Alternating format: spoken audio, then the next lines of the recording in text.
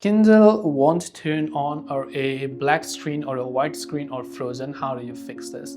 So if you're having issues in your Kindle that's not turning on, there could be a couple of reasons. First of all, if you're seeing a black screen or a total blank or white screen, it could sometimes be that your Kindle is actually out of power, which is your battery power.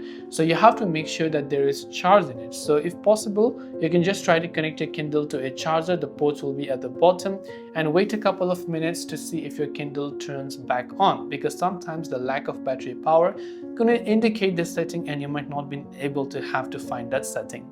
Now, the next thing you want to try is, if your Kindle is just stuck, we have to force restart our Kindle.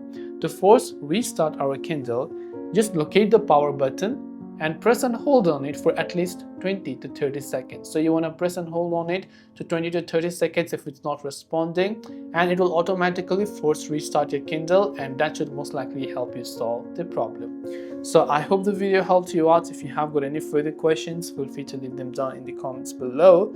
As always, thanks for watching till the very end of the tutorial, and see you soon in the next video.